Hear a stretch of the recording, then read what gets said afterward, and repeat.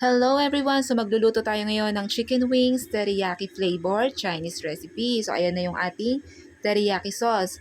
So madali lang ito lutuin. So ayan, magpakulo ako ng tubig sa kaserola and then isabay ko na rin syempre yung chicken wings.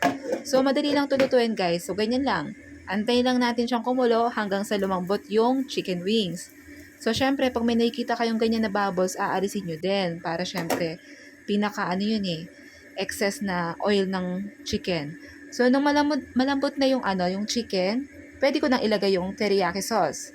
So, ayan, bali nilagay ko siyang lahat, guys. Hindi ko na napakita. Pero, ayan, and then, continuous lang yung kulo hanggang sa maging sticky na siya. So, ayan, kulong-kulo na siya hanggang sa, mawawala rin naman kasi yan, hanggang sa maging malapot na yung pinaka sauce niya or sticky sauce. So, ayan, very simple lang, di ba? Ready na kasi ready-made na yung sauce na ginamit ko.